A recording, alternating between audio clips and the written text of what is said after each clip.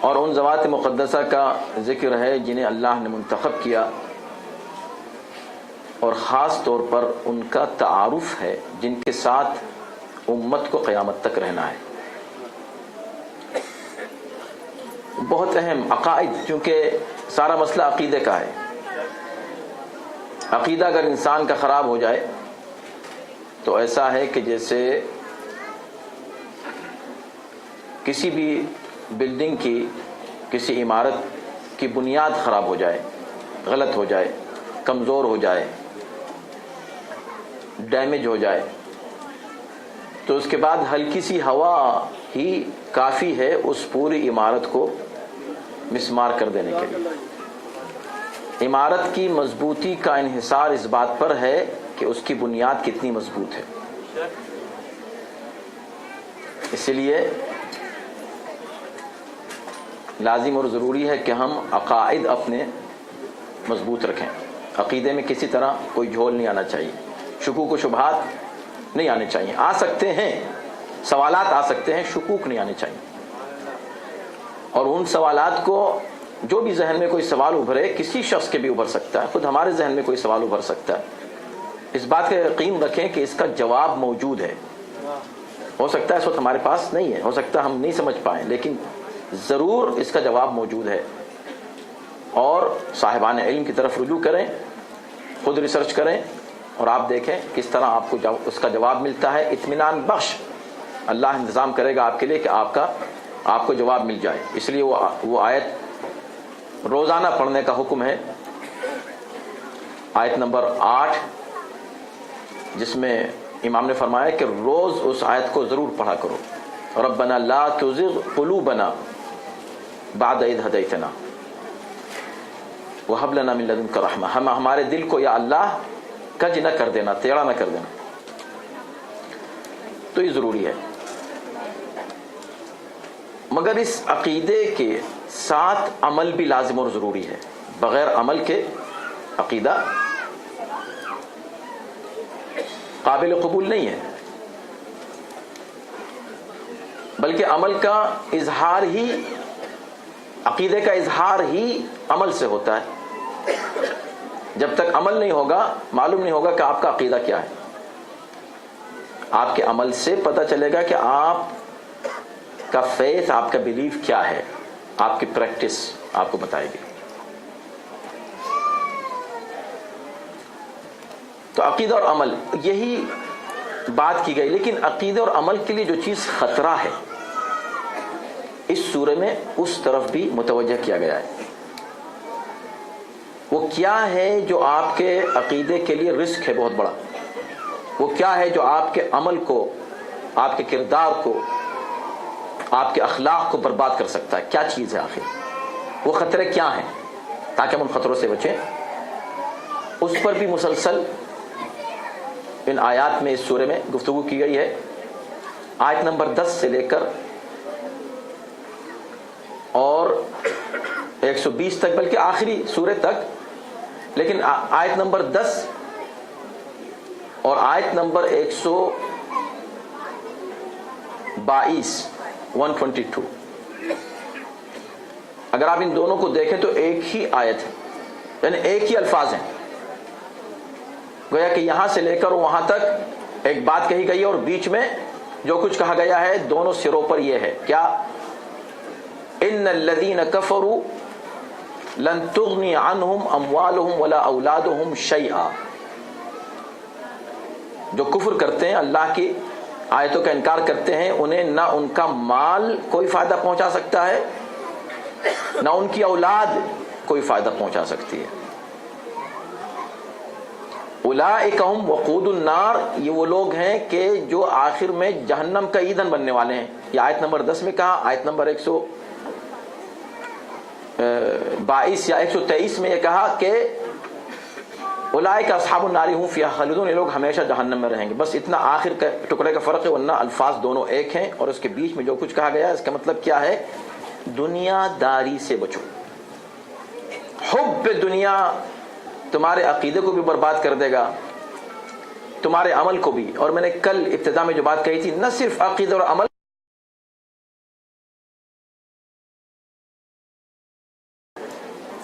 کوئی پلان نہیں, زندگی کا کوئی پلان نہیں, دوڑے چلے جا رہے ہیں, دوڑ رہے ہیں. ارے کہاں جا رہے ہو؟ گاڑی تیز چلا رہے ہیں. ابے تیز مت چلاؤ, ٹکٹ مل جائے گا. نہیں, جلدی پہنچنا ہے. جلدی پہنچنا ہے کہاں کا پتہ نہیں.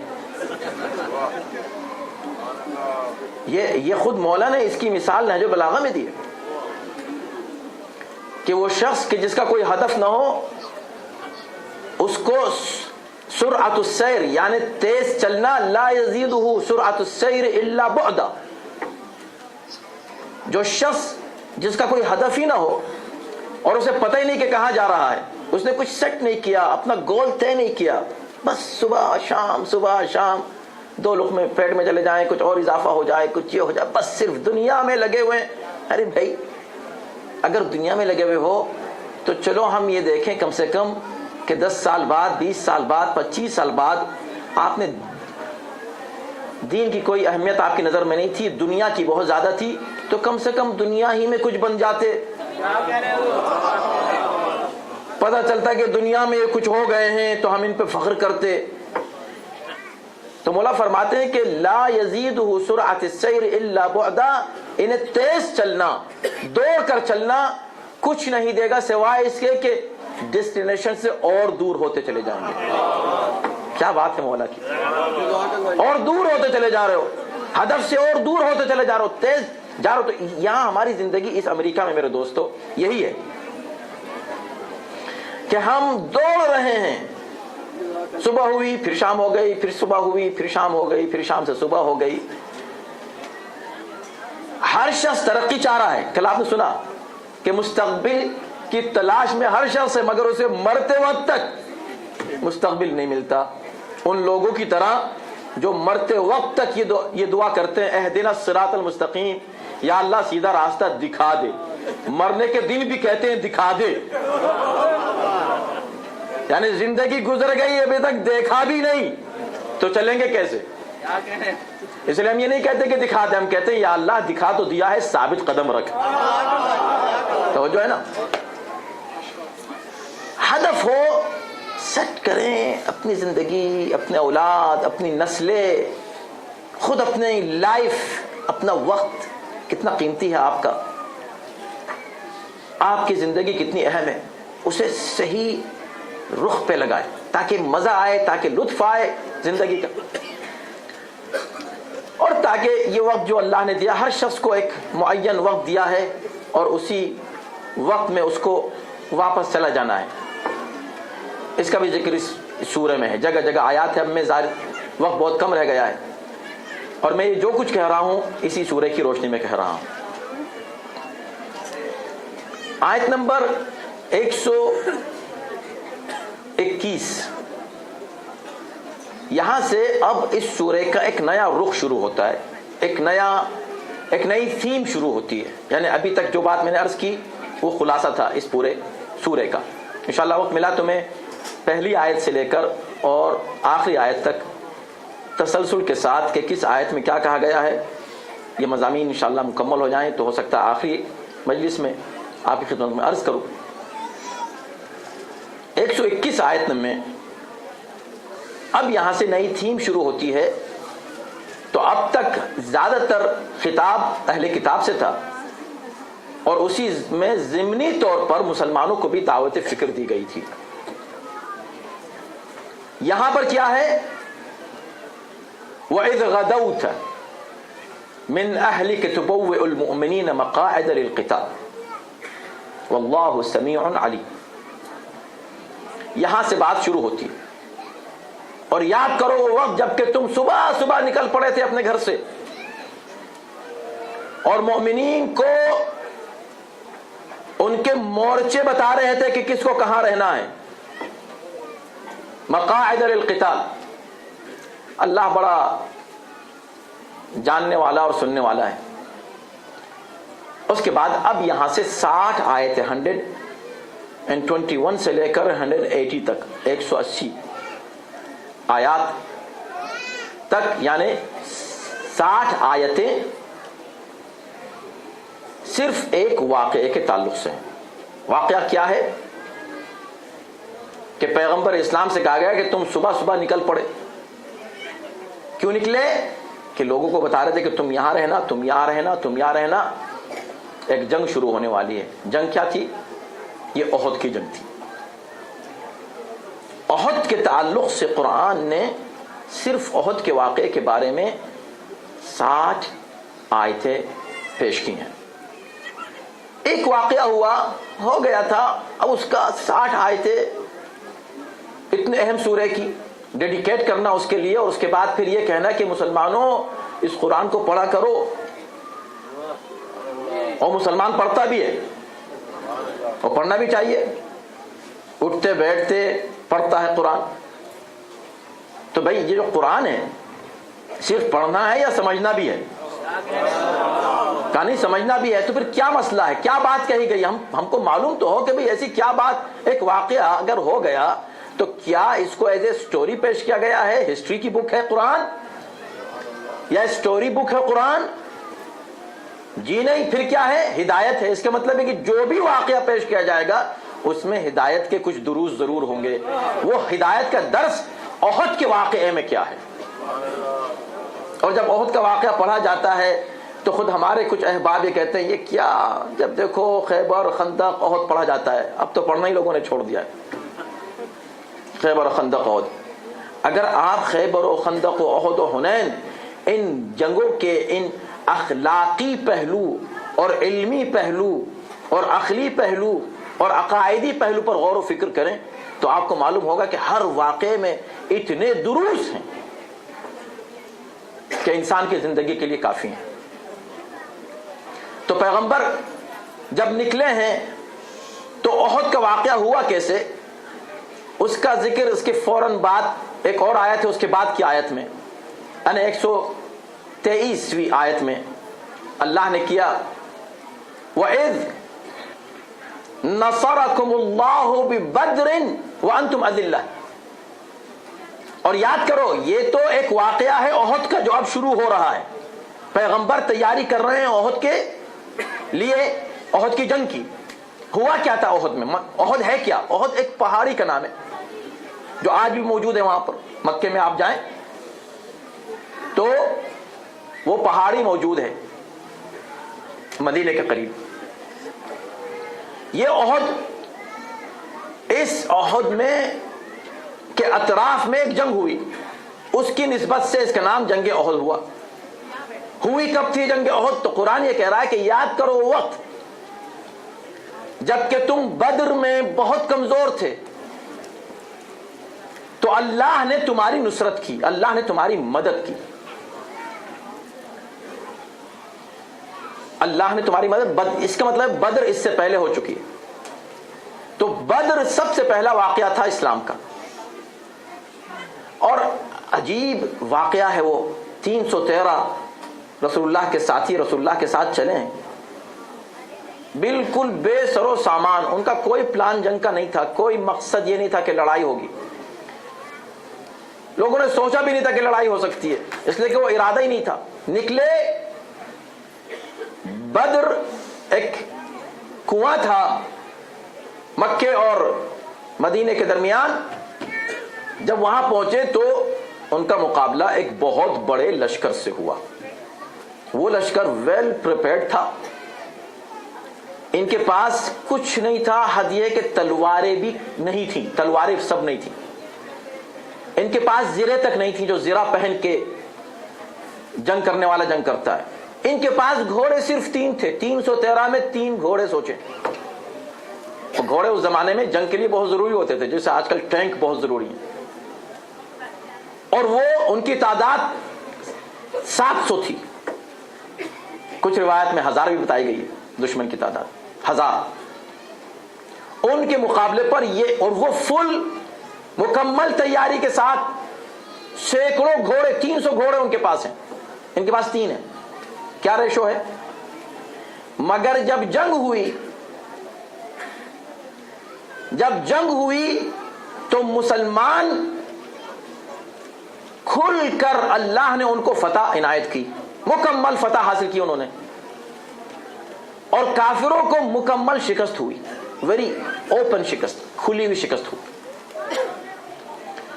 ان کے صرف چند افراد شہید ہوئے اور وہاں ان کے 70 لوگ مارے گئے، 70 لوگ ان کے اسیر بھی ہوئے. یعنی یہ ایک معجزہ تھا. یہ ہوا کیسے؟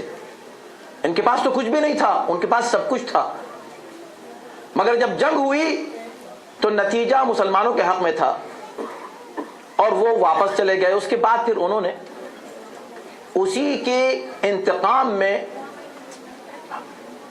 ایک اور بڑا لشکر جمع کیا 3000 کا، اور وہ لے کر آئے، حملہ کیا، مدینے کے قریب آ گئے اور پیغمبر اسلام پھر مدینے سے باہر نکلے. وہ ایک پورا واقعہ، میں پوری تفصیلات نہیں دے رہا ہوں، قرآن کی آیتیں پڑھوں گا تاکہ ہم تفسیر ہی کے دائرے میں رہیں، اس سے باہر نہ نکل جائیں.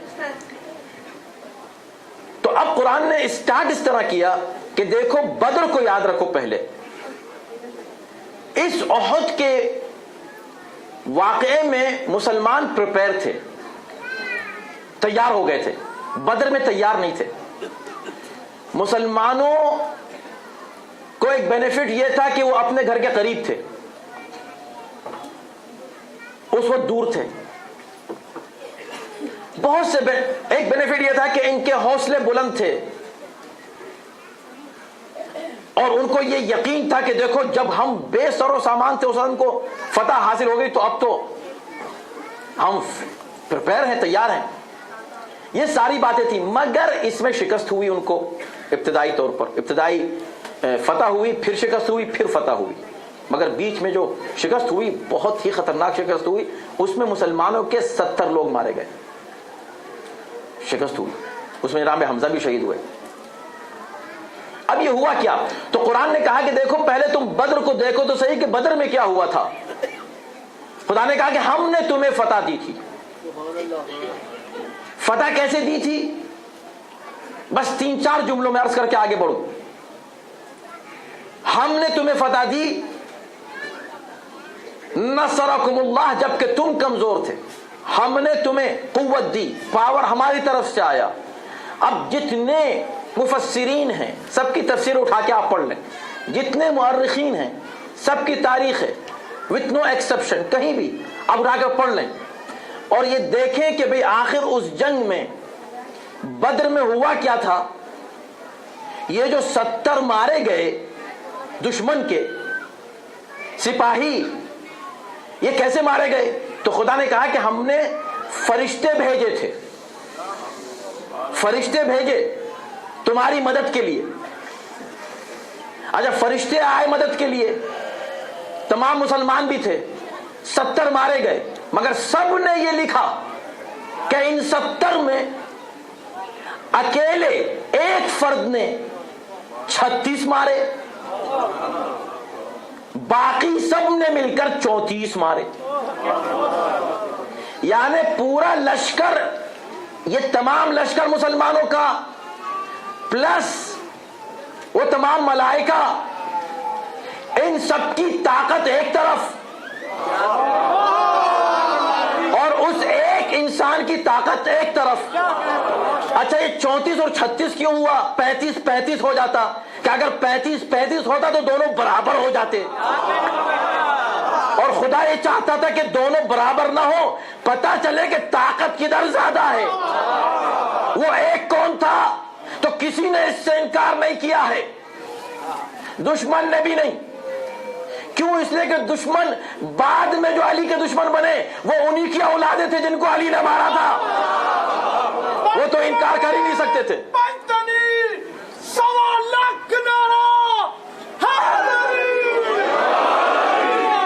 سب نے کہا کہ یہ علی تھے. تو ایک علی تنہا، ایک فرد واحد سبب بنا اس موقع پر اس پورے لشکر کی فتح کا.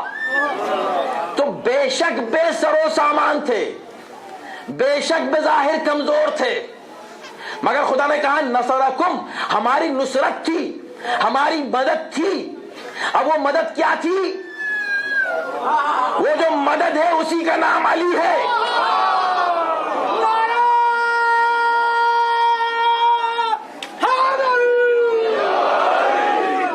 یہ تاریخی حقائق پیش کر رہا ہوں. یہ مجلسیں اور یہ تقریریں باقی رہ جائیں گی.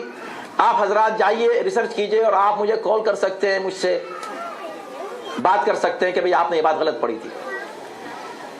تو اب پتہ ہی چلا کہ علی وہ ذات گرامی تھی جس کی وجہ سے بدر میں مسلمانوں کو فتح حاصل ہوئی, اور علی کا حوالہ دے کے خدا نے کہا ہم نے تمہاری نصرت کی. یا اللہ تو نے نصرت کی, جنگ تو علی نے کی. کہاں؟ مددگار میں ہوں, مدد علی ہے. علی مدد کا نام ہے, مدد. جب ہم اگر علی یا علی مدد کہتے ہیں, لوگ کہتے ہیں یہ دیکھو یا علی مدد, یا اللہ مدد کیوں نہیں کہتے؟ ہاں بے شک کیوں نہیں, یا اللہ مدد کیوں نہیں, یا اللہ ہی کہتے ہیں. لیکن جب ہم یا علی کہتے ہیں تو ہم یہ سمجھ کے, اس کو میں بیان کر چکا, ہم یہ سمجھ کے نہیں کہتے کہ علی اللہ سے الگ کوئی ایک پاور اور طاقت کا نام ہے. جو علی کو اللہ سے الگ کر کے دیکھتا ہے وہی تو مشرک ہے. ہم اسے شرک سمجھتے ہیں.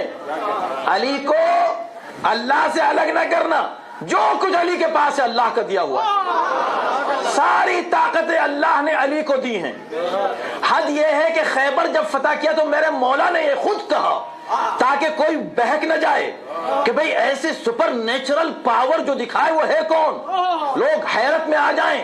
تو علی نے خود کہا ما قلعت باب خیبر بقوت جسمانیہ, میں نے باب خیبر جسمانی طاقت سے نہیں اکھاڑا. وَإِنَّمَا قَلَعْتُهَا بِقُوَّةٍ رَبَّانِيَّةٍ, میں نے ربانی پاور سے, الہی پاور سے اس در خیبر کو اکھاڑا ہے. در خیبر الہی طاقت. تو ایک صاحب کہنے لگے اچھا جب الہی طاقت تو پھر علی کا کیا کمال, علی کا ذکر کیوں کرتے ہیں؟ پھر تو پاور جب الہی تھا تو اللہ کی تعریف کریں. ہم نے کہا علی کی تعریف اصل میں اللہ ہی کی تعریف ہے. لیکن آپ کی بات بالکل صحیح ہے کہ بھئی اگر خود علی کہتے کہ میں نے یہ جو اکھاڑا تو یہ پاور کہاں کی تھی؟ اللہ کی پاور تھی. تو پھر علی کی تعریف کیوں؟ ابھی تعریف اس لیے اکھاڑا تو علی نے نا, کہ ہاں بازو کس کے تھے؟ کہ علی کے. پاور کس کا تھا؟ اللہ کا. تو ہم یہ کہہ رہے ہیں کہ بھئی اتنے سینکڑوں لوگوں کے ہوتے ہوئے یہ الہی پاور علی ہی کے بازو میں کیوں آیا؟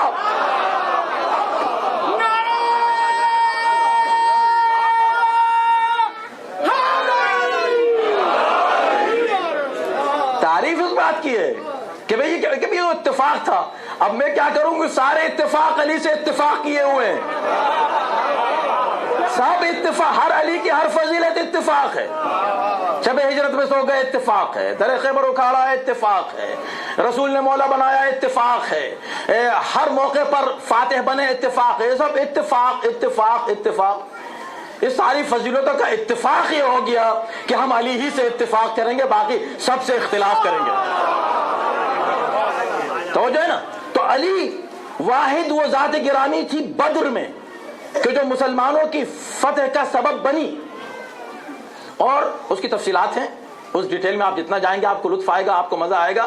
لیکن میں اس طرف نہیں جا رہا ہوں, اور میں کہتا ہوں کہ پڑھنا چاہیے علماء کو اور خطباء کو اس جنگ کو, اور تمام جتنی بھی جنگیں ہوئی ہیں, اس لیے کہ جنگیں ڈیفینسو جنگیں تھیں, دفاعی تھیں. ان میں کوئی ایسی جنگ نہیں تھی کہ خود جا کر مسلمانوں نے شروع کی ہو, اسٹارٹ کی ہو.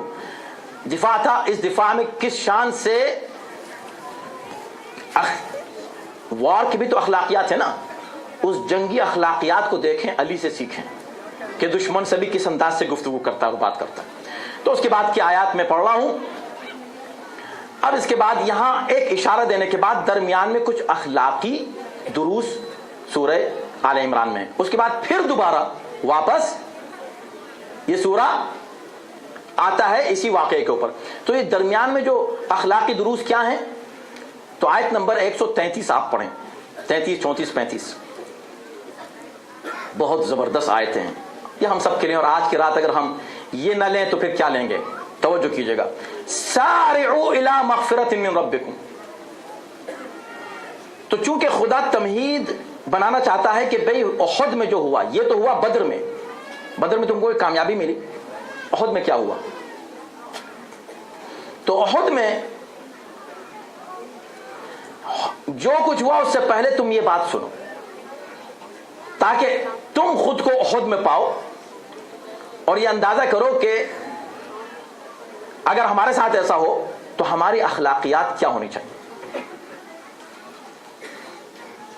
سارعوا الی مغفرۃ من ربکم، دوڑ لگاؤ، کمپٹیشن میں آ جاؤ.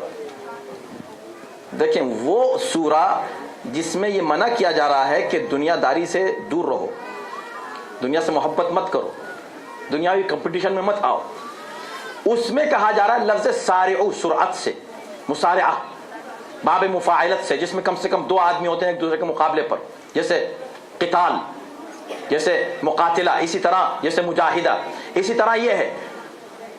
تو ایک دوسرے کے مقابلے پر آگے بڑھنے کی کوشش کرو، کمپٹیشن میں آؤ، کمپیٹ کرو ایک دوسرے کو. کس چیز میں؟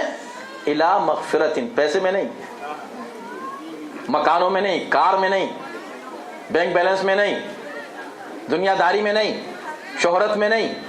کس چیز میں؟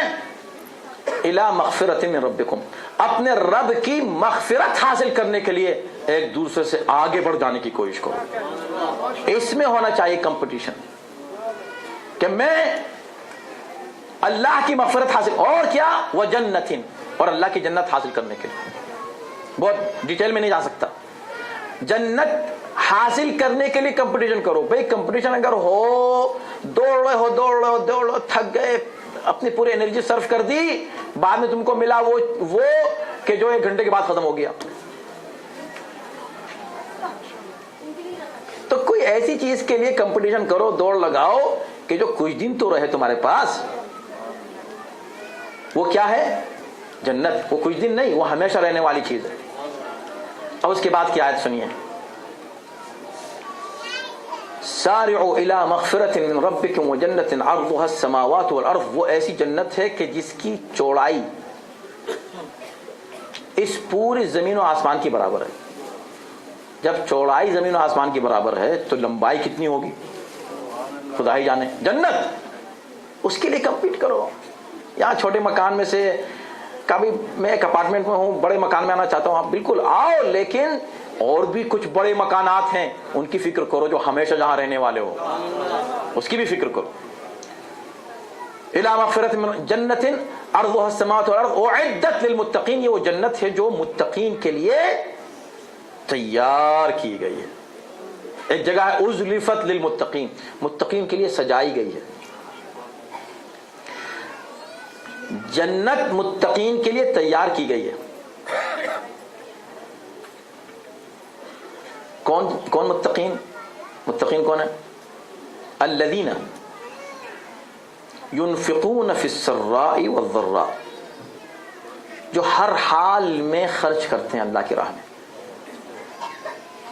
اللہ کی راہ میں خرچ کرتے ہیں. سراء اور ضراء، چاہے حالات صحیح ہوں چاہے تنگی ہو، خرچ ضرور کرتے ہیں. اب جب ان سے اپیل کی جاتی ہے کہ بھئی ذرا اس سینٹر کو دے دو اور ذرا اس پروگرام کے لیے دے دو اور ذرا اللہ کی راہ میں خرچ کر دو، تو یہ نہیں کہتے کہ ابھی تو نہیں ہے، جب ہوگا تو دیں گے. یہ بہانے ہیں. کسی نے امیر المومنین سے کہا کہ مولا میرے پاس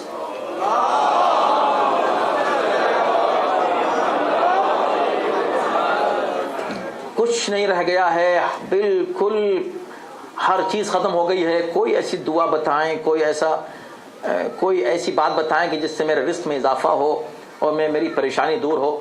امام نے کہا تو ٹھیک ہے، تم اپنی پریشانی دور کرنا چاہتے ہو، رزق میں جو اضافہ چاہا، رزق میں اضافہ چاہتا ہوں. کہا ٹھیک ہے، جاؤ، ہو جائے گا اضافہ. کیا کروں؟ بس ایک کام کرو. کیا؟ اللہ کی راہ میں خرچ کرو. اس نے کہا اسی کے لیے تو آیا ہوں کہ ملے، آپ کہہ رہے ہیں خرچ کرو. کہا نہیں، خرچ تو کرنا پڑے گا. کہا وہ تو میرے پاس نہیں ہے. کہا اگر نہیں ہے تو پھر تم کو کچھ نہیں ملنے والا.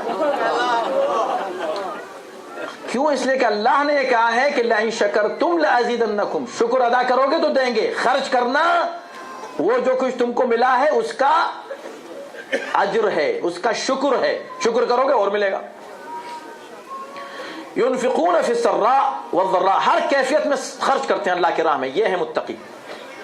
والکاظمین الغیظ، جو غصے کو پی جاتے ہیں. اگر صرف یہ لے کے آج کی مجلس سے جتنا ہی مجمع اٹھ کے چلا جائے، آپ دیکھیں اگر کل سے، خدا کی قسم کہہ رہا ہوں، قسم بھی کھا رہا ہوں، ممبر بھی ہے، اتنی عظیم شب بھی ہے، محرم کا زمانہ ہے، اگر آج رات کو اس پر عمل کر لینا، اس آیت پر، آپ دیکھیں پریشانیاں کل سے دور ہونا کیسے شروع ہوتی ہیں. اکثر پریشانیاں آتی اس بات سے. والکاظمین الغیظ، وہ لوگ ہیں متقی جو اپنے غصے کو پی جاتے ہیں. 80% مسائل جو ہے نا غصے کی وجہ سے آتے ہیں. گھر میں جو مسائل ہوتے ہیں نا، زن و شوہر میں ہوں، اولاد اور والدین کے ہوں، بھائی بھائی میں ہوں، بھائی بہن میں ہوں، رشتہ داروں میں ہوں، دوستوں میں ہوں، احباب میں ہوں، کمیونٹی میں ہوں، ہر جگہ پہلا مسئلہ غصے کا ہے. غصہ آیا اور آپ نے گڑبڑ شروع کی، اس کو بھی غصہ آ گیا، آپ کو بھی غصہ آ گیا، ہوتے ہوتے لڑائی ہوئی، جھگڑا ہوا، بات کچھ نہیں تھی. جتنے بھی اختلافات آپ پائیں گے گھروں میں، اہل بیت کا کردار ہماری نگاہوں کے سامنے ہے. اہل بیت والے تو کبھی بھی دنیا کی بات پر ایک دوسرے سے جھگڑا کر ہی نہیں سکتے، لیکن آپ دیکھیں بڑی پرسنٹیج ہمارے جھگڑوں کی وہی دنیاوی مسائل ہیں. انا ہے، مجھ کو یہ کہہ دیا، مجھ کو یہ کر دیا، میرا یہ نقصان کر دیا ہوگا، مست رہو، خوش رہو، آگے بڑھو، چھوڑ دو. والکاظمین الغیظ، وہ لوگ جو اپنے غصے کو پی جاتے ہیں. بہت مشکل ہے، اتنا مشکل ہے کہ اللہ نے اپنے ایک پیغمبر سے کہا کہ کل جو تم کو پہلی چیز ملے اس کو یوں کرنا، دوسری چیز ملے اس کے ساتھ کرنا. 5 چیزیں بتائیں، میں 4 نہیں بتا رہا ہوں وقت کی تنگی کی وجہ سے، ایک بتا رہا ہوں. کہا جب جو چیز تم کو پہلی ملے اس کو کھا جانا. یہ جب باہر اٹھے صبح، حکم الہی تھا، اب ان کو کھانا تھا. جو پہلی چیز تم کو نظر آئے اس کو تم کو کھانا ہے. اب جو دیکھا تو پہاڑ تھا، سمجھے؟ چونکہ نبی تھے اس لیے ان کو کوئی شک نہیں ہوا. ہاں، ورنہ لوگ تو شک تو ان کی زندگی کا حصہ بن جاتا ہے لوگوں کی.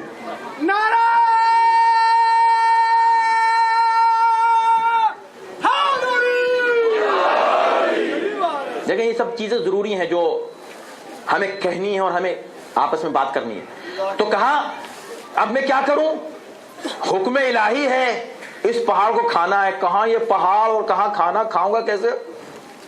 اگر حکم خدا ہے چلو کرتے ہیں، جو بھی ہے کوشش تو کریں، ٹرائی تو کریں، جتنا بھی کھایا جائے اتنا کھا لیں، منہ میں رکھ کے تو دیکھیں. اب جیسے انہوں نے قدم آگے بڑھایا تو وہ پہاڑ چھوٹا ہو گیا، ایک اور قدم لیا اور چھوٹا ہو گیا. جیسے قریب جاتے گئے وہ چھوٹا ہوتا گیا، جب بالکل قریب پہنچے تو بہت ہی چھوٹا ہو گیا. جب ہاتھ بڑھایا تو وہ جو چھوٹا پتھر یا پتھری جو تھی سامنے، کہا تو یہ چھوٹی سی، اب تو منہ میں رکھ لوں گا، کوئی بات نہیں. اب جو اس کو منہ میں رکھا تو بہترین مزیدار لقمہ تھا کھانے کا.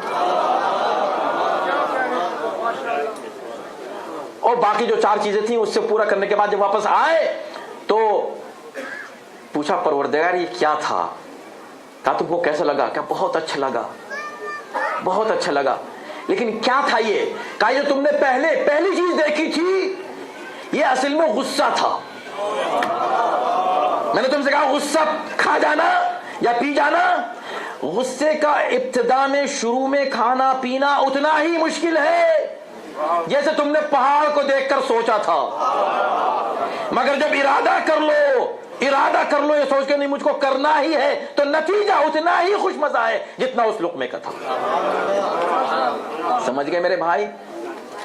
اگر آج یہ طے کر کے اٹھیں کہ ہم آج سے غصہ نہیں کریں گے، بس زندگی آپ کی کامیاب ہی کامیاب ہے. کس بات پہ غصہ؟ چیز کیا ہے وہ جس پہ آپ غصہ کرنا، اس پہ غور کر لیں. اس کی کوئی ویلیو نہیں ہے جس پر آپ غصہ کرتے ہیں. غصہ کریں اللہ کے لیے. علی کو کبھی غصہ آیا ہی نہیں، آیا تو صرف اللہ کے لیے آیا. وہ جو دشمن کے سینے سے اترے تھے تو کیوں اترے تھے؟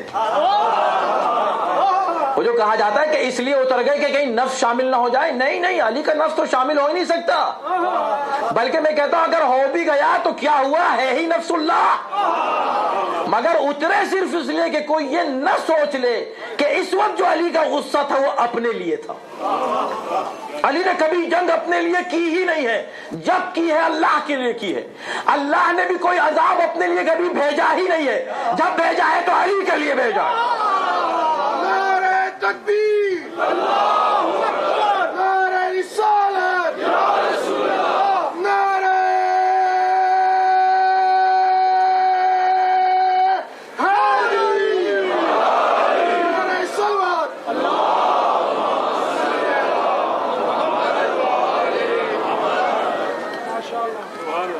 اس کے بعد دوسرا جملہ کیا ہے؟ پہلی صفت کیا ہے؟ خرچ کرتے ہیں اللہ کے راہ میں چاہے جیسی کیفیت ہو، اپنے بچوں کو بھی عادت ڈالیں صدقہ دینے کی، خرچ کرنے کی۔ دوسرا کیا ہے کہ غصے کو پی جاتے ہیں۔ تیسرا کیا ہے؟ والعافین عن الناس، لوگوں کو معاف کر دیتے ہیں، معاف کر دیتے ہیں۔ تیسرا کیا ہے؟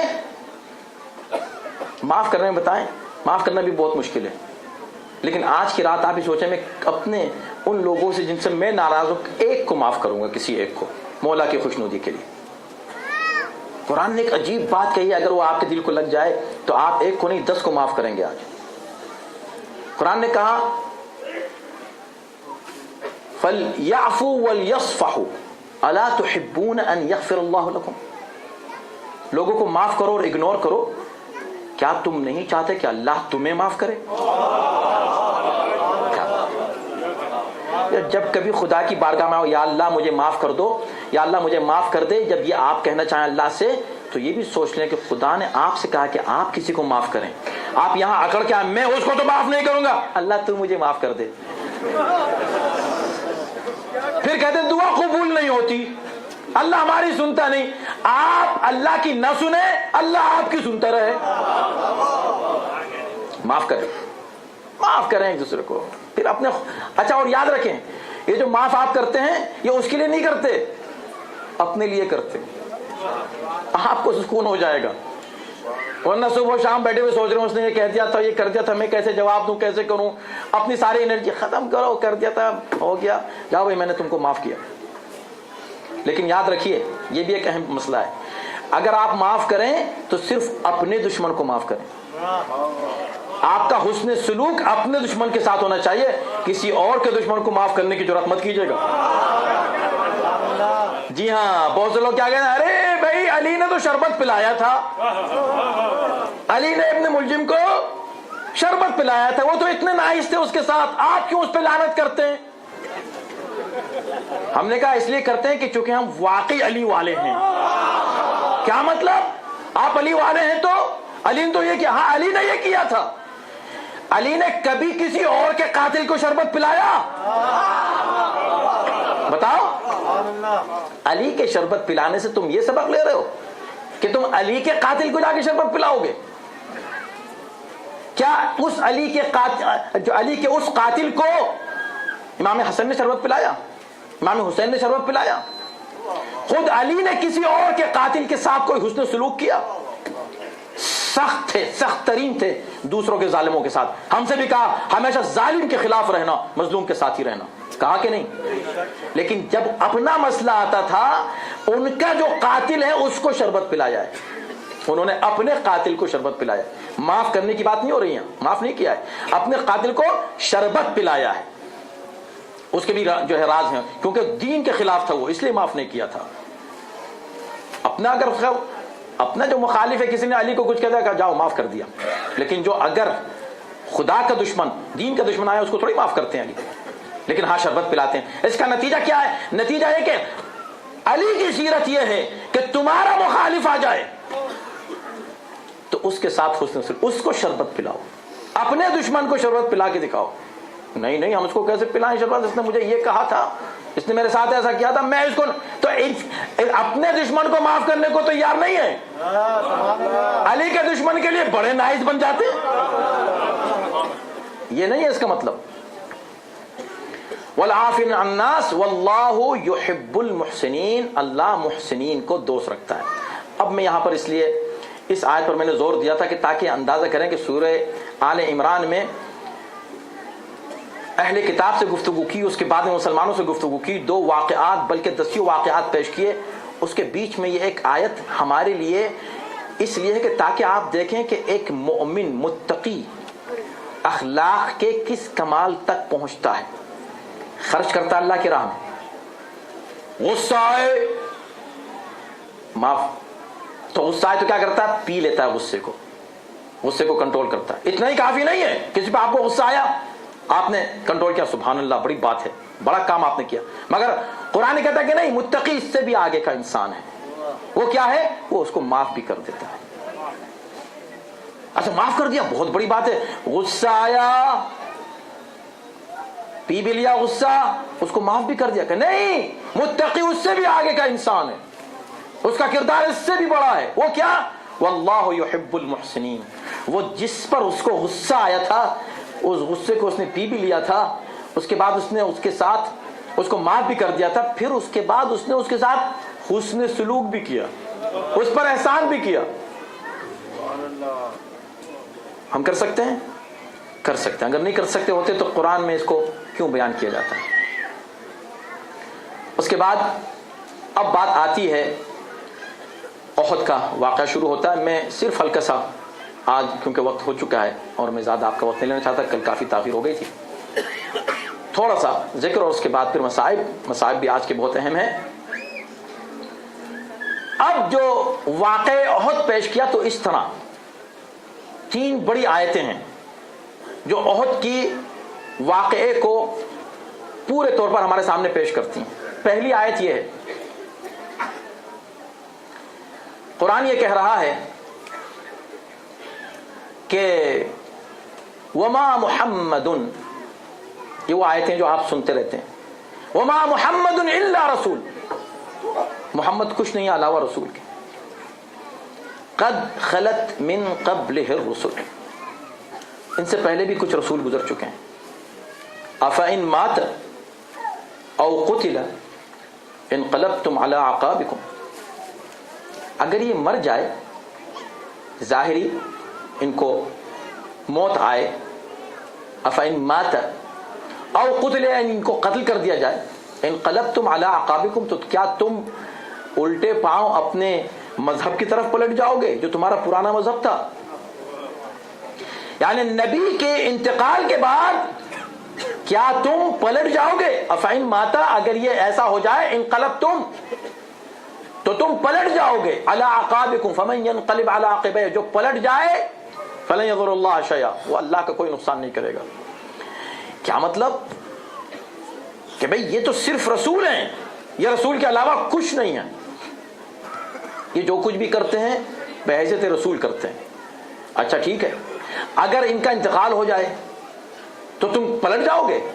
یہ اس وقت کہا گیا کہ جب جنگ احد میں پیغمبر اسلام نے 50 افراد کو معین کیا تھا ایک درے پر، ایک مقام پر، کہ تم یہاں کھڑے رہنا، اور ان سے کہا تھا کہ دیکھو یہ بہت ہی اسٹریٹجک پوائنٹ ہے، اس کو تم ترک نہیں کرنا، کچھ بھی ہو جائے تم یہ مت دیکھنا کہ جنگ میں کیا ہو رہا ہے، اگر ہم ان کو بھگاتے ہوئے مکے تک لے جائیں تو تم یہیں کھڑے رہنا، اگر یہ ہمیں مجبور کر دیں کہ ہم مدینے چلے جائیں تم یہیں کھڑے رہنا. اب اس سے بڑی بات کیا ہو سکتی ہے؟ کھل کے وضاحت کے سب کے سامنے، تم 50 آدمیوں کا کام ہے یہاں سے مت ہلنا. مگر جیسے ہی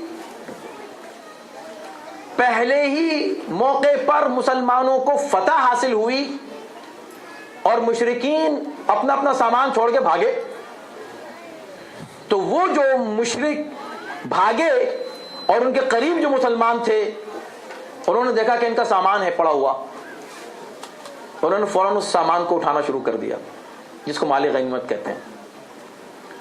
یہ اوپر درے پر تھے اور یہ ایک ایسا کارنر تھا یا ایک ایسا انٹرنس تھا کہ جس کے پیچھے 200 ابو سفیان نے سپاہی کھڑے کیے ہوئے تھے خالد ابن ولید کی سرکردگی میں، کہ جیسے تم کو موقع ملے تم یہاں سے اگر گھس جاؤ گے تو ہم مسلمانوں کو پیچھے سے ختم کر دیں گے. جیسے انہوں نے دیکھا کہ ارے وہاں مسلمان تو مال غنیمت پہ ٹوٹے ہوئے ہیں تو انہوں نے کہا ہم اپنا حصہ کیوں چھوڑ دیں، دیکھیں دنیا داری کو اسی لیے منع کیا تھا کہ حب دنیا آخر میں تمہیں اللہ اور رسول سے سب سے دور کر دیتی ہے. چلے گئے, انہوں نے چھوڑا. اب ان میں دو فرقے ہو گئے. ایک نے کہا کہ رسول اللہ نے منع کیا ہے, کہا نہیں اب تو جنگ ختم ہو گئی. اس وقت جنگ کے لیے کہا کہ یہ کہا تھا کہ اگر وہاں تک بھی پہنچ جاؤ اور یہ یہاں تک بھی پہنچ جائے تم یہاں سے مت ہلنا, ہم کو تو نہیں ہلنا. نہیں ہم چلے جاتے ہیں, ہم کیوں چھوڑ دیں اپنا حصہ, کیوں چھوڑ دیں ہم اپنا حصہ. وہ چلے گئے مال غنیمت کے چکر میں. پیچھے سے خالد ابن ولید نے حملہ کر دیا. اب سنیں, یہ مسلمانوں کے لیے ایک لمحہ فکریہ ہے. جو یہ ضد کرتے ہیں کہ نہیں اصحاب رسول, آپ کچھ نہ کہیں اصحاب رسول کو, اور یہ کیسے ہو سکتا ہے کہ وہ اتنے بڑے مجمع میں اعلان کریں اور نبی کے انتقال ہونے کے 2 مہینے کے بعد سارے مسلمان اس کو بھول جائیں. ارے 50 لوگوں سے کہا تھا کہ یہاں سے مت ہلنا. ہٹے نہیں ہے پیغمبر, وہی موجود ہے پیغمبر. پیغمبر کی زندگی میں جب ان کے حکم کو بھول سکتے ہیں تو پیغمبر کے بعد کیوں نہیں بھول سکتے؟ حیرت مت کیا کرو, یہ کوئی دلیل نہیں ہے کہ یہ کیسے ہو جائے گا. کیسے ہو جائے گا نہیں, کیسے ہو گیا, کیسے ہو گیا. تو 50 آدمی پیغمبر کے فرمان پر قائم نہیں رہے تو پوری امت کیسے قائم رہ سکتی تھی بعد میں. ٹھیک, اس کے بعد کیا ہوا؟ اب جب یہ غائب ہونا شروع ہوئے وہاں سے, کیونکہ پیچھے سے حملہ کیا تو اب اچانک حملہ تھا. اب مسلمان اس کو برداشت نہیں کر سکے, پہاڑی تھی, پہاڑوں پہ جانے لگے. تو قرآن نے دوسری آیت پڑھی جو بیان کی, وَإِذْ تُصْعِدُونَ وَلَا تَلْوُونَ عَلَىٰ أَحَدٍ وَالرَّسُولُ يَدْعُوكُمْ فِي أُخْرَاكُمْ. یاد کرو وقت جب تم پہاڑیوں پہ چڑھے جا رہے تھے اور رسول تم کو آواز دے رہے تھے اور تم کسی کو پلٹ کے دیکھ بھی نہیں رہے تھے. یہ کیفیت قرآن نے پیش کی ہے, یہ ہم نہیں کہہ رہے ہیں, اپنی طرف سے کچھ نہیں ہے. اب جب قرآن نے کیفیت پیش کی تو ہوا کیا کہ سب پہاڑیوں, پیغمبر آواز دے رہے ہیں, ارے میں ادھر ہوں. تو آخر میں پیغمبر نے کچھ لوگوں سے کہا جو 3 دن کے بعد پلٹ کر آئے, کہا لقد ذهبتم طویلا, بڑے لمبے نکل گئے تھے, تم تو بڑے لمبے نکل گئے تھے. کہ جی سرکار بس کیا کریں, چلے گئے تھے. بھئی گئے کیوں تم؟ کہا اس لیے کہ ہم نے آواز سنی. کیا آواز سنی؟ یہ ہے وہ آیت جو کہہ رہی ہے. آواز یہ سنی کہ قد قتل محمد قتل ہو گئے. اچھا تو تم نے آواز سنی کہ محمد قتل ہو گئے, جی تو تم چلے گئے. تم نے آواز سنی کہ ہاں, اور میں جو تم کو پکار رہا تھا وہ سنا کہ نہیں؟ آپ کی آواز نہیں سنی. کہا تم کو پتا وہ آواز کس کی تھی؟ نہیں معلوم. وہ شیطان کی آواز تھی. وہ شیطان کہہ رہا تھا قد قتل محمد قتل ہو گئے. یہ کون کہہ رہا تھا؟ شیطان. تو شیطان کی سن لی, میری نہیں سنی. ارے ہم اسی لیے اپنی عادت یہاں ڈال لیتے ہیں اچھی آوازیں سننے کی, اس لیے کہ خدا یہ کہہ رہا ہے کہ ہم قیامت کے دن اماموں کے ساتھ آواز دیں گے. ہر امام اپنے اپنے ساتھیوں کو وہاں بلائے گا. جو جس امام کی آواز سننے کا عادی ہوگا اسی کے پیچھے وہاں بھی رہے گا. تو وہ جو ہے نا, نبی کی آواز نہیں جا رہی ہے کانوں میں, شیطان کی فوراً چلی گئی کانوں میں. اچھا تو ٹھیک ہے, تو تم یہ سوچ کر چلے گئے کہ میں مارا گیا, کہ جی بس ہم کیا کرتے پھر. تو تم نے کیا سوچا کہ یہ سوچا کہ جب آپ کو مار دیا گیا, قتل ہو گئے, تو ہم لڑکے کیا کریں گے. اچھا اب ان جانے والوں میں تو جانے والے گئے, ایک ایسا تھا جو کبھی نہیں گیا تھا, آج بھی نہیں گیا. تو علی کو بلایا, یا علی تم بھی تو تھے وہاں؟ ہاں تھا. تو تم نے وہ آواز سنی تھی؟ جی سنی تھی. تو تم کیوں نہیں گئے؟ یا رسول اللہ اپنے اپنے ذہن کی بات ہے, اپنے اپنے ضمیر کی بات ہے, اپنے اپنے فکر کی بات ہے, اپنے اپنے عقیدے کی بات ہے. انہوں نے سوچا کہ اگر نہیں رہے تو ہم لڑکے کیا کریں گے. میں نے یہ سوچا کہ اگر نہیں رہے تو جی کے کیا کروں گا.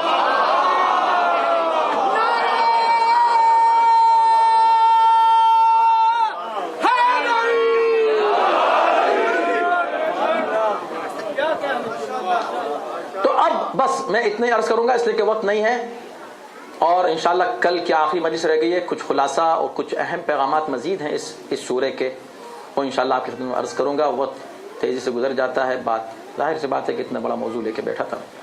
آپ کا شکر گزار ہوں کیا حضرات اتنی توجہ سے سنتے ہیں اور غور و فکر کے ساتھ، ماشاءاللہ۔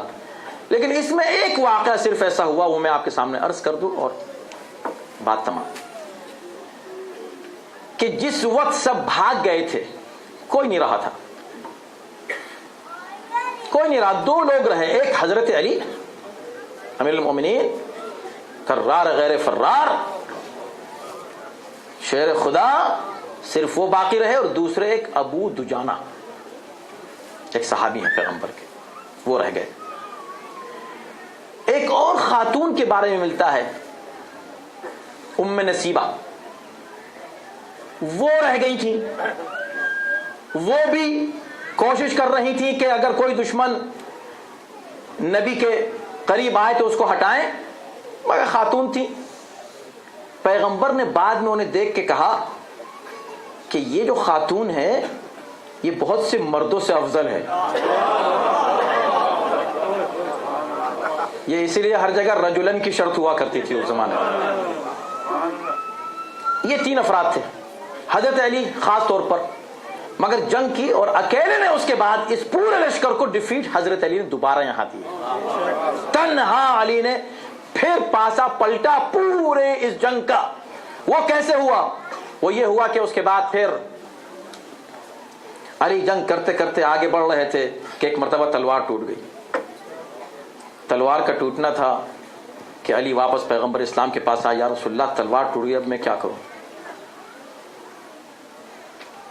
تو پیغمبر اسلام خاموش رہے، کہا کوئی بات نہیں، کچھ انتظام ضرور ہوگا۔ ابھی یہ بات ہو ہی رہی تھی کہ ایک مرتبہ ایک آواز آئی آسمانوں میں، لا فتح الا علی، لا سیف الا ذو الفقار، کوئی فتح، کوئی جوان ہے ہی نہیں علاوہ علی کے، کوئی تلوار ہے ہی نہیں علاوہ ذو الفقار کے۔ اب جو لوگ کہتے ہیں نا کہ علی کے معاملے میں لوگ ایگزیجریشن کرتے ہیں، آپ کو ایک بات بتاؤں، علی کے معاملے میں غلو ممکن نہیں ہے، یہ خود ایک موضوع ہے اور میں اس وقت اس کو نہیں بیان کر سکتا، لیکن علی کے معاملے میں غلو کیا مطلب؟ حد سے بڑھ جانا۔ علی کے فضائل کے معاملے میں حد سے بڑھنا ممکن نہیں ہے، اٹس ناٹ پاسبل۔ کیوں؟ اس لیے کہ حد سے جب بڑھا جا سکتا ہے جب حد معلوم ہو۔ ایک ہی حد ہے، بس ایک ہی حد جو خود علی نے بتائی ہے، نزلونا عن الربوبیہ وقولوا فینا ما شئتم، بس تم ہمیں رب نہ کہو، ہمیں خدا نہ کہو، اس کے بعد تم جو بھی کہو گے تم ہماری حدوں تک پہنچ ہی نہیں سکتے۔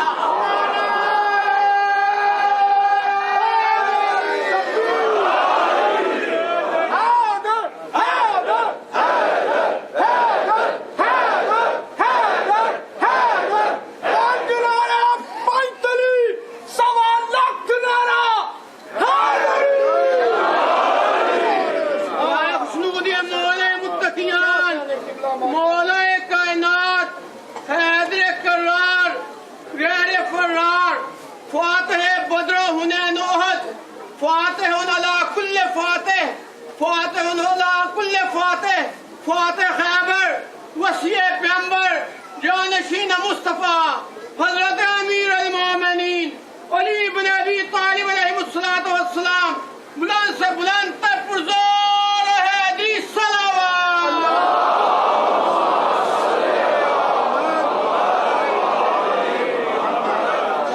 تو جبرائیل آئے ہیں تلوار لے کر، آسمان سے یہ تلوار آئی، اس کے بعد پھر جو علی نے ذوالفقار چلائی اور اس کا نتیجہ جو ہوا۔ لیکن سوال یہ ہے کہ جبرائیل اوپر آسمانوں پہ شور مچاتے ہوئے کیوں آئے؟ وہ جب بھی آیتیں لے کر آتے تھے خاموشی سے لا کر پیغمبر کو سناتے تھے اور چلے جاتے تھے واپس۔ یہ وہیں سے شور مچاتے ہوئے لا فتح الا علی، لا سیف الا ذوالفقار۔ پتہ چلا کہ جب علی کے فضائل کی بات ہوتی ہے تو خاموشی سے نہیں ہوتی۔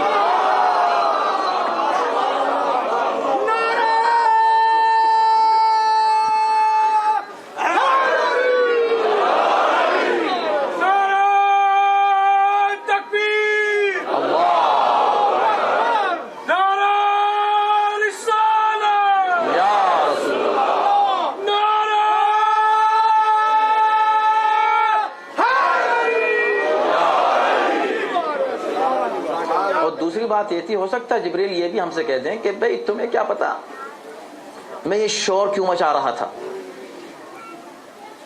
بات یہ تھی کہ آیت میں اس لیے لے کے آ جایا کرتا تھا کہ نبی وہاں بیٹھے ہوئے ہیں, نبی کے پاس لوگ بیٹھے ہوئے ہیں, میں نے آیت نبی کو سنا دی, نبی نے ان کو سنا دی. یہاں اگر میں لے کے خاموشی سے آ کر کہتا لا فتح اللہ علی, تو نبی سناتے کس کو؟ تو میں وہیں سے آواز دیتا ہوا آ رہا تھا لا فتح. مگر لا فتح اگر کوئی آپ کسی ڈاکٹر کی تعریف کرنا چاہیں, بڑے زبردست ڈاکٹر, کیا کہنے, ٹاپ, پوری دنیا میں نا 10 چنے گئے اور 10 میں نمبر 1 ٹاپ ہیں, آپ یہ کہہ سکتے ہیں نا. لیکن آپ یہ تو نہیں کہیں گے کہ دنیا میں کوئی ڈاکٹر ہی نہیں ہے,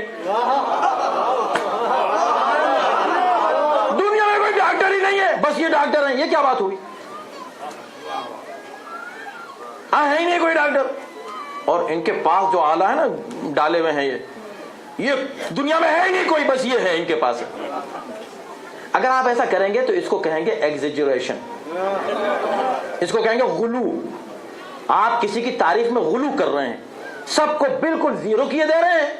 اوکے, بس کوئی ہے ہی نہیں, بس یہ ہے لا فتح. کوئی جوان ہے ہی نہیں, ارے کوئی جوان نہیں ہے, یعنی سب مر گئے تھے سارے جوان, کوئی جوان نہیں ہے, بس یہ ہے. یہ کیا بات ہوئی؟ کوئی تلوار نہیں ہے, سینکڑوں تلواریں ہیں, ہزاروں تلواریں دنیا میں, تو یہ کہو کہ بہت اچھی تلوار ہے, نہیں کوئی تلوار ہے ہی نہیں. تو اگر ہم کہیں تو لوگ کہتے ہیں غلو کر دیا. یہی بات خدا کہہ رہا ہے کہ بھئی نہیں ہے کوئی جوان, یا اللہ بس علی جوان ہے اور کوئی جوان ہی نہیں کہہ رہی. میری نظر میں کوئی جوان نہیں ہے, میری نظر میں کوئی تلوار ہے ہی نہیں علاوہ ذوالفقار کے. ایک اور سوال کروں گا, اے جبرائیل آپ بھی ان فرشتوں میں شامل تھے جب خدا نے اعلان کیا تھا کہ میں آدم کو خلیفہ بنا رہا ہوں؟ تو آپ لوگوں نے کیا کہا تھا؟ سب نے مل کے, سارے فرشتوں نے اس کو بنایا کہ جو خون بہائے. یعنی خون بہانے پہ اعتراض, جبکہ ابھی انہوں نے کچھ کیا بھی نہیں تھا. اور یہ علی ان کی تعریف ہی اس بات پہ کر رہے ہیں. آپ تعریف ہی علی کی اس بات پہ کر رہے ہیں. وہاں تو یہ کہہ رہے تھے کہ خون بہائے, یہاں یہ کہہ رہے ہیں کہ علی, اور اس کے بعد پھر آپ اس چیز کی تعریف کر رہے ہیں جو خون بہاتی ہے, تلوار. آپ تو فرشتے ہیں, آپ تو ملک ہیں, آپ کو تو خون بہانا اچھا نہیں لگتا. آپ تو اللہ سے پوچھ رہے تھے یا اللہ ان کو کیوں بنایا ہے. آج آپ آ کے خود اسی بات کی تعریف کر رہے ہیں جس پہ اعتراض کر رہے تھے. کہ خاموش سنو, پھر سے میں نے کیا کہا. میں نے پہلے کہا لا فتح الا علی, پھر کہا لا سیف الا ذوالفقار. میں نے ذوالفقار کی تلوار کی تعریف بعد میں کی, اس ہاتھ کی پہلے کی جس میں ذوالفقار ہے. یعنی بتانا یہ چاہتا ہوں کہ بھئی اس لیے ہمارا اعتراض تھا کہ کہیں انسان خون نہ بہائے. انسان جب خون بہاتا ہے تو ظلم سے بہاتا ہے, لیکن علی کے ہاتھ میں جب تلوار آتی ہے, اب جو خون بہایا جائے گا تو خون بچانے کے لیے ہوگا, بہانے کے لیے نہیں ہوگا.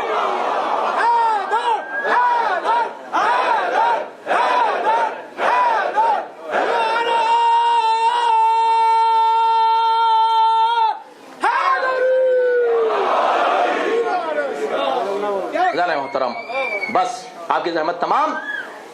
قرآن پڑھیے, یہ آیات پڑھ لیجیے شروع سے آخر تک, اس میں آپ کو اور بہت کچھ خزانہ ملے گا.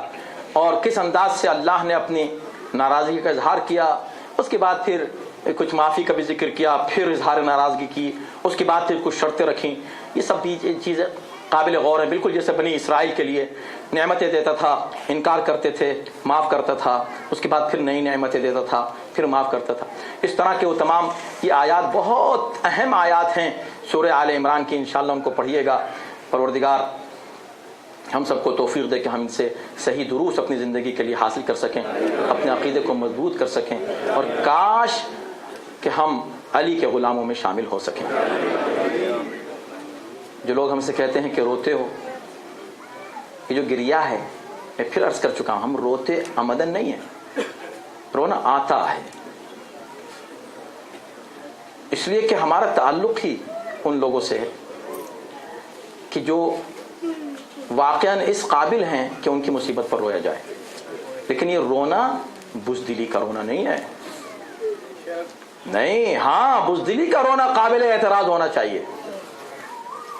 اگر کوئی جان کے خوف سے روتا ہوا نظر آئے تو اعتراض کرو، رو کیوں رہا ہے؟ جان کا خوف نہیں ہے یہاں شوق شہادت کا گریہ ہے۔ قاسم کیوں روتے رہے؟ کب تک روتے رہے؟ قاسم روئے جب ان کو پتہ چل گیا کہ نہیں شہید ہوں گے تو اب نہیں روئے، پھر نہیں روئے۔ شہادت کا شوق۔ اور حسین نے ہر ایک نوجوان کے، خاص طور پر نوجوانوں کی طرف سے حسین نے اس بات کو کلیئر کیا دنیا کے سامنے۔ کوئی یہ نہ کہہ دے کہ یہ مجبوراً آ گئے تھے حسین کے ساتھ، نہیں۔ آؤ دیکھو یہ خود ان کا جذبہ کیا ہے۔ جب پہنچے ہیں کربلا، پہنچے ہیں تو ایک مرتبہ پہ حسین آنکھ لگتی ہے، آنکھ کھولتے ہیں تو کہتے ہیں انا للہ و انا الیہ راجعون۔ برابر میں نوجوان کھڑا ہے، فرزند علی اکبر کھڑے ہیں۔ بابا یہ انا للہ و انا الیہ راجعون تو یقیناً سچ ہے، لیکن یہ اس کا کیا موقع تھا؟ کہ میری ابھی آنکھ لگی تھی، میں نے خواب میں دیکھا جیسے کوئی کہہ رہا ہو کہ یہ موت کی طرف جا رہے ہیں، موت ان کی طرف آ رہی ہے۔ فرمایا السنا علی الحق، بابا ہم تو حق پر ہیں نا۔ ہاں بے شک، ہم اگر حق پر نہیں تو کون حق پر ہوگا؟ کہا بس پھر ہمیں کیا پرواہ ہے کہ ہم موت پر جا پڑے یا موت ہم پر آ پڑے۔ وہی جو دادا کا جملہ تھا وہ علی اکبر نے کہا ہاں بس بیٹا میں یہی چاہتا تھا کہ تمہاری زبان سے لوگ سن لیں کہ 18 سال کا نوجوان، اس کا عقیدہ دیکھو، اس کا جذبہ دیکھو۔ ایسا نہیں کہ حسین اس کو زور زبردستی سے لے کر آئے ہیں، اس شوق سے آیا ہے۔ ہاں میں یہ کہہ سکتا ہوں کہ شاید حسین نے انتظام کیا تھا کہ یہ ثابت کر دیں کہ مجھ سے جو لڑنے آئے ہیں مسلمان نہیں ہیں۔ شاید یہ ثابت کرنا چاہتے تھے، اور یہ بھی ثابت کرنا چاہتے تھے کہ جو مجھ سے لڑنے آئے ہیں وہ انسان بھی نہیں ہیں، یہ مسلمان نہیں ہیں۔ اگر یہ مسلمان ہوتے تو جب میں ان کے سامنے علی اکبر کو پیش کر رہا تھا تو ان میں سے کوئی شخص علی اکبر کے مقابلے پر نہ آتا اگر مسلمان ہوتے، اس لیے کہ سب کو پتا ہے کہ رسول اللہ کی شبیہ ہے جس کو بھیج رہا ہوں۔ اور یہی وجہ ہے کہ جب علی اکبر کو رخصت کیا ہے تو ہاتھوں کو آسمان کی طرف بلند کر کے یہی کہا تھا، پروردگار اللہم اشہد علی ہؤلاء القوم فإنہ برز الیہم غلام اشبہ الخلق خلقا وخلقا ومنطقا برسولک۔ یا اللہ اب میں اس نوجوان کو بھیج رہا ہوں جو صورت و سیرت اور گفتار و رفتار میں اس پوری زمین پر تیرے پیغمبر سے سب سے زیادہ مشابہ ہے، اس سے زیادہ کوئی نبی کی ہم صورت اور شبیہ نہیں ہے اس پوری دنیا میں۔ یہ نبی کی صورت ہے، نبی کی شبیہ ہے جس کو میں بھیج رہا ہوں اس میدان میں۔ اب اگر کوئی تلوار مار رہا ہے تو کس پر مار رہا ہے؟ نبی پر۔ اب جو حملے ہو رہے ہیں تو کس پر ہو رہے ہیں؟ رسول پر۔ یہ شبیہ ہے رسول پر جو حملے ہیں۔ حسین نے رخصت کیا ہے، اپنے لال کو رخصت کرتے ہوئے جب رخصت کر چکے علی اکبر گھوڑے پر سوار ہو گئے تو تاریخ بتاتی ہے کہ ایسا رخصت کسی کو نہیں کیا۔ قاسم کو رخصت کرتے ہوئے روئے بہت تھے، علی اکبر کو رخصت کرتے ہوئے، رخصت کرنے کے بعد اکبر جب چلے تو پیچھے کسی کے آنے کی آہٹ محسوس کی، پلٹ کے دیکھا تو کیا دیکھا؟ بوڑھا باپ پیچھے پیچھے چلا آ رہا ہے، کمر پر ہاتھ رکھے ہوئے، نظریں جھکی ہوئی، سر جھکا ہوا۔ بس ایک مرتبہ بابا کو اس کیفیت میں دیکھا، گھوڑے سے اتر آئے، اترنے کے بعد قریب آئے، بابا کے ہاتھوں کو بوسہ دیا، بابا جان آپ نے تو مجھ کو رخصت کر دیا تھا۔ دیکھیں آپ نے ہمیشہ اس جملے کو سنا ہے لیکن ذرا نئے انداز سے سنیے، ایک صرف تصور کر کے سنیے۔ کہ حسین اس ایک سوال کا کیا جواب دیتے ہیں اور کیسے جواب کوئی دے سکتا تھا علاوہ حسین کے. عجیب جواب دیا ہے. بابا آپ کیوں چلے آئے؟ اب یہ کیوں چلے آئے کا ایک تفصیل ہو سکتی تھی، ایک جملے میں بات ختم کر دی. صاحبان اولاد یہاں موجود ہیں. انہوں نے کہا میرے لال میں کیا بتاؤں کہ میں کیوں چلا آیا، کاش تم بھی صاحب اولاد ہوتے تو تمہیں پتا چلتا کہ حسین تمہیں رخصت کرنے کے بعد پیچھے پیچھے کیوں چلا آ رہا ہے. بس یہ سننا، علی اکبر کا دل، اللہ اکبر سمجھ گئے میرے بابا سارے لاشیں اٹھا چکے ہیں، اب میرے بابا تنہا رہ گئے ہیں. اس سے پہلے میرے چچا عباس بھی ہوا کرتے تھے، میں بھی ہوا کرتا تھا، مل کر یہ لاشیں اٹھایا کرتے تھے.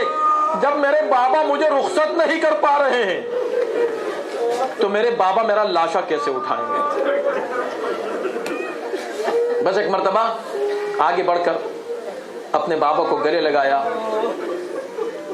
اور کان میں ایک بات کہی، بابا ایک گزارش کروں اسے پورا کر دیں.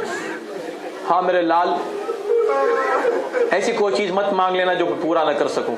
نہیں بابا بس ایک گزارش ہے، جب میں مر جاؤں، گھوڑے زمین پر گر جاؤں، میں شہید ہو جاؤں، بابا میں نے دیکھا کہ ابھی تک آپ نے لاشیں اٹھائے ہیں مگر کوئی نہ کوئی آپ کے ساتھ رہا ہے، اب کوئی نہیں ہے، بابا آپ میرا لاشا نہیں اٹھا سکیں گے. میں آپ سے بس یہ گزارش کرتا ہوں کہ جب آپ میرا لاشا اٹھانے لگے تو میرے چھوٹے بہن بھائیوں کو بلا لیجیے گا.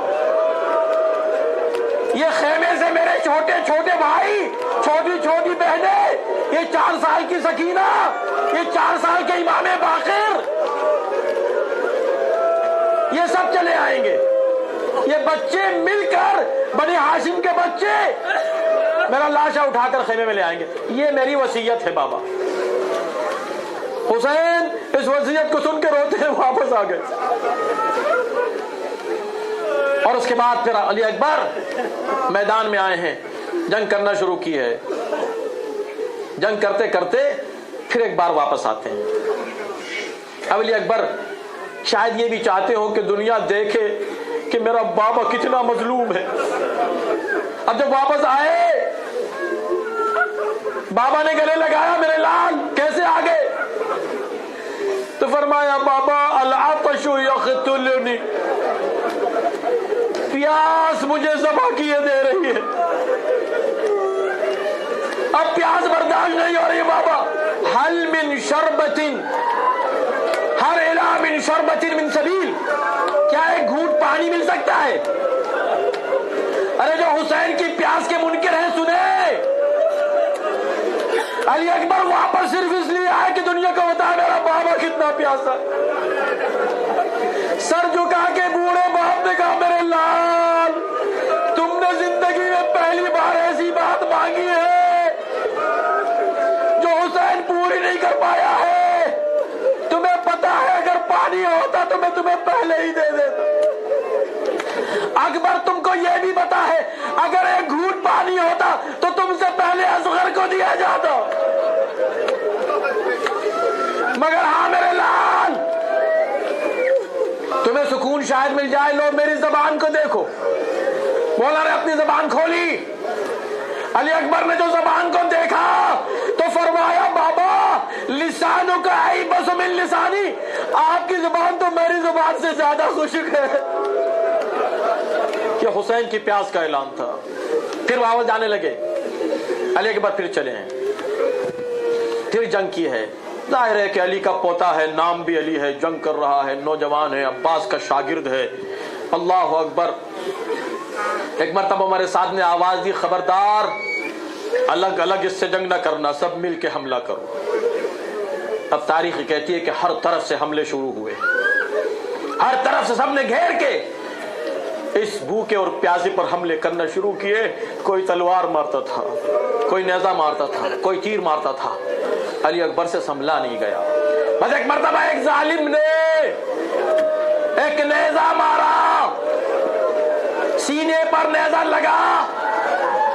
علی اکبر سنبھل نہ سکے, گھوڑے سے زمین پر گرے, آواز دی یا ابتاؤ علیک منی السلام, بابا آپ پر میرا سلام.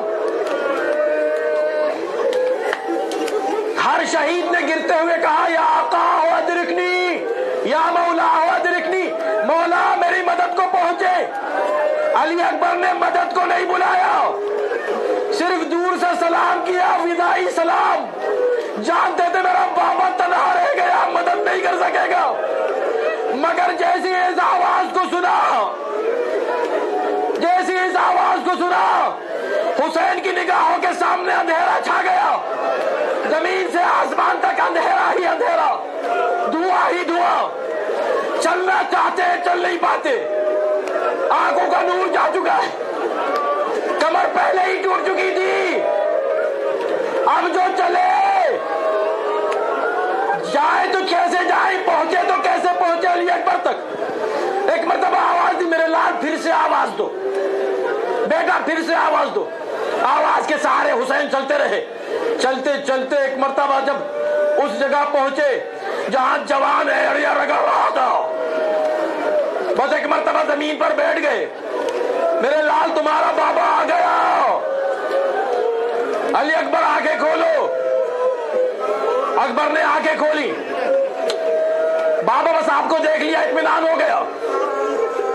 بابا ایک خواہش کروں. میرے لال اس سے پہلے تم ایک خواہش کر چکا ہے, میں پوری نہیں کر سکا. اب کوئی ایسی خواہش نہ کرنا اپنے پاپا سے, بوڑھے سے, جو میں پوری نہ کر سکوں. بس یہ ہمارا آخری وقت ہے میرے لال. نہیں بابا آپ کر سکتے, میں وہ چیز مانگ رہا ہوں جو آپ کر سکتے. کیا چاہتے ہو بابا؟ جب مدینے سے چلا تھا بہن سغرا سے وعدہ کیا تھا تم کو لینے آؤں گا. بابا میں آخری لمحات تک اس امید میں رہا کہ شاید کوئی موقع ملے جا کے بہن کو لے آؤں, لیکن ایسا لگتا اب میں بہن کو دیکھ نہ سکوں گا.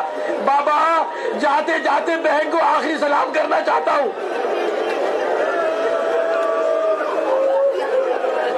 حسین نے ایک مرتبہ اپنی 2 انگلیاں اٹھائی. میرے لال ان انگلیوں کے بیچ میں دیکھو, تم کو مدینہ نظر آئے گا. اکبر نے ایک مرتبہ جو دیکھا, انگلیوں کے درمیان مدینہ نظر آیا. گھر میں دیکھا, کہا بابا گھر میں نہیں ہے. کہا روضہ رسول پر دیکھو. روضہ رسول پر دیکھا, بابا نہیں ہے.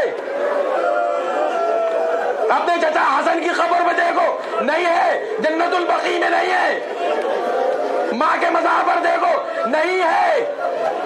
بابا میرا دم نکل رہا ہے, سغرا کو دیکھنا چاہتا ہوں. سغرا کہیں نظر نہیں آتی. کہا بیٹا وہاں دیکھو جہاں تم نے سغرا کو رخصت کیا تھا. اب جو دیکھا تو کیا دیکھا, اس مقام پہ زمین پہ بیٹھی ہوئی ہے, بول رہی ہے اکبر تمہارے انتظار میں تمہاری بیٹی. اے بھیا کب آؤ گے؟ اکبر نے ایک مرتبہ کہا سغرا آخری سلام, خدا حافظ. سغرا طرف کے اٹھی, میرا بھائی آ گیا کیا؟ بس آزادارو, آپ بہت روئے, آپ کی زحمت تمام ہوئی. خدا کی قسم کتنا سخت امتحان تھا حسین کا. ابراہیم اپنے بیٹے کو ذبح کرنے نکلے, ایک چھری رکھ دی گلے پر, مگر آنکھوں پر پٹی تھی. اب حسین کے سامنے ایک مرحلہ ہے. بیٹا دیکھ لیا, ہاں بابا سلام کر لیا, خدا حافظ بابا, اب میں بھی جا رہا ہوں. حسین نے ایک مرتبہ دیکھا, میرے لال یہ بار بار تمہارا ہاتھ سینے پہ کیوں جاتا ہے؟ اکبر اس زخم کو بابا سے چھپانا چاہتے ہیں. بس ایک مرتبہ حسین نے کہا دکھاؤ تو صحیح کیا بات ہے. نہیں بابا دیکھ نہیں پائیں گے. نہیں میرے لال دکھا دو. ایک مرتبہ حسین نے ہاتھ ہٹایا, کیا دیکھا؟ نیزے کی علی سینے میں ٹوٹی ہوئی ہے. یا اللہ تجھے یہ امتحان لینا تھا, حسین اس امتحان کے لیے تیار ہے. ایک مرتبہ آستینوں کو الٹا, آستینوں کو الٹ کے ایک گھٹنا زمین پر ٹیکا, نجف کا رخ کیا, یا علی درے خیبر اکھاڑا تھا نا, اپنے حسین کو اتنی طاقت دے دو کہ جوان کے سینے سے علی نکالے. یہ کہہ کے ایک مرتبہ ہاتھ آگے بڑھایا, سینے میں ہاتھ ڈالا, علی کو چھوا, علی کو نکالنے لگے, نیزہ نکل رہا تھا. بسم اللہ و باللہ وفی سبیل اللہ. اب جو دے گا تو کیا دے گا, ارے اس نیزے کے ساتھ اکبر کا کلیجہ باہر نکل آیا. آواز دعا لیا. اب جب اٹھانے کی بات آئی, جنازہ کیسے اٹھائے, وصیت یاد آئی. اے بنی ہاشم کے بچوں آؤ, چھوٹے چھوٹے بچے نکلے, اکبر کا جنازہ اٹھا. ام لیلا, لو تمہارا اکبر آ گیا, وہ اکبر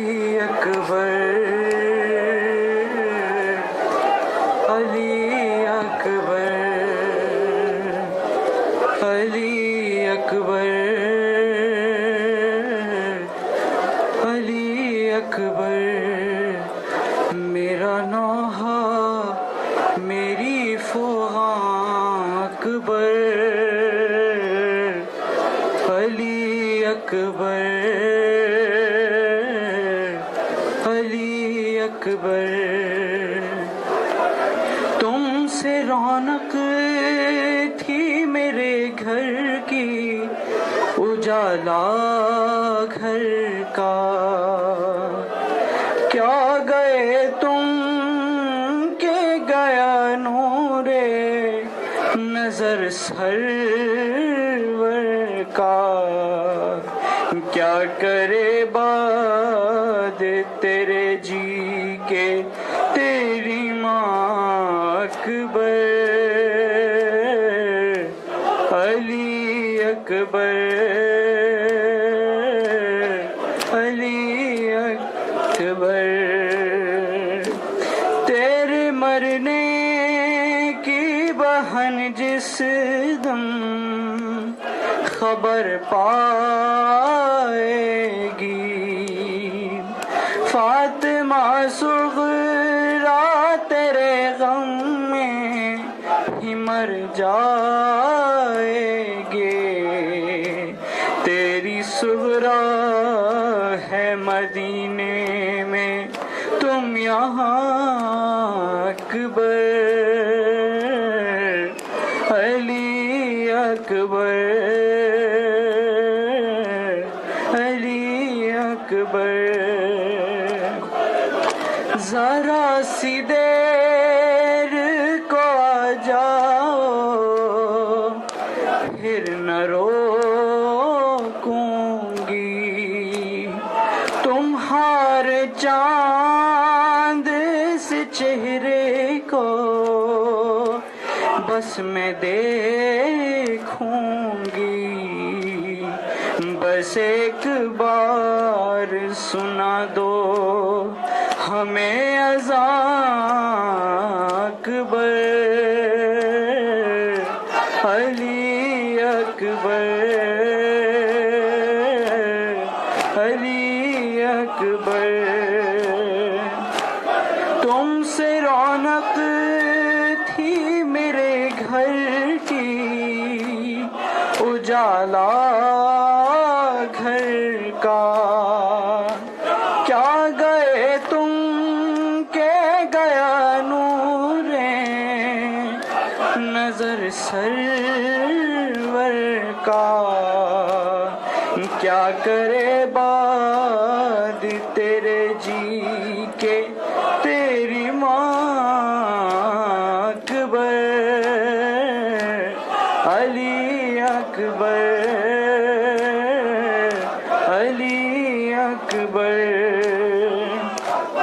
جل چکے خیمے سبھی کس جا میں جاؤں بیٹا، کس کو آواز دوں میں کس کو بلاؤں بیٹا، لین چھینی سکینہ کی بالیاں اکبر،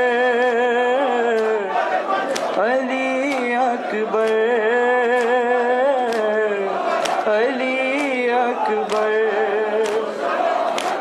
ذرا سی دیر کو آ جاؤ پھر نہ روکوں گی تمہارے چاند سے چہرے کو، بس میں دیکھوں گی، بس ایک بار سنا دو ہمیں اذان اکبر، علی اکبر، علی اکبر، تیرے مرنے کی بہن جس دم خبر پائے گی، فاطمہ صغریٰ تیرے غم میں ہی مر جائے